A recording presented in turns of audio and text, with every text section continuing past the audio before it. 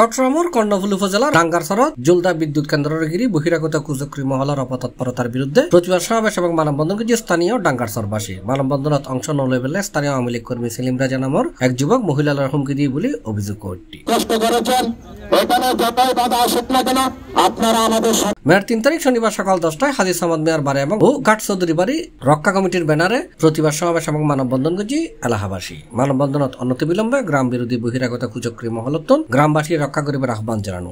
এছাড়া অবিলম্বে ক্ষতিপূরণ সহ পুনর্বাসনের ব্যবস্থা ন করিলে কঠোর কর্মসূচির ঘোষণা দিয়ে বক্তা হলে আমরা যারা আশেপাশে বাড়িঘর আছি আমরা ক্ষতিগ্রস্ত হলে আমাদের ভাই বোনেরা চাকরি করতেছে এখানে আমাদের অনেক পরিবার নির্ভরশীল এই পাওয়ার প্ল্যান্টের কাছে চাকরি করে অনেক আমরা নির্ভরশীল হয়েছি।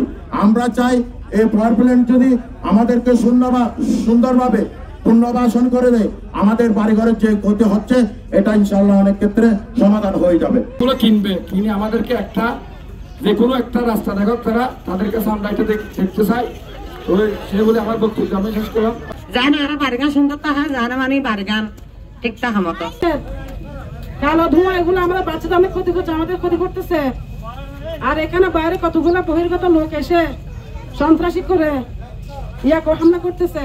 আমরা পুরো নির্বাচন চাই, তো আমরা আসার সময় আমাদের হুমকি দেওয়া হচ্ছে, আমরা মারা গেলে আমাদের জানাজা করবে না, এ হবে সে হবে, অনেক কিছুই বলতেছে ওনারা, আমাদেরকে হুমকি দিচ্ছে। আমাদের এখানে আসার জন্য আমাদেরকে অনুরোধ করা হচ্ছে।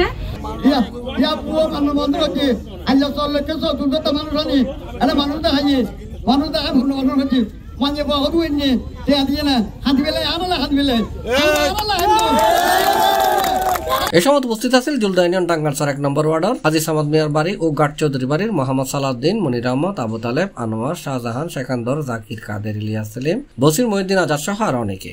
এডে ব্যানার, ফেস্টুন, থালা, বাসন, কলসি লইরে এলাকার 5 শতাধিক নারী পুরুষ মানববন্ধনের অংশ লই।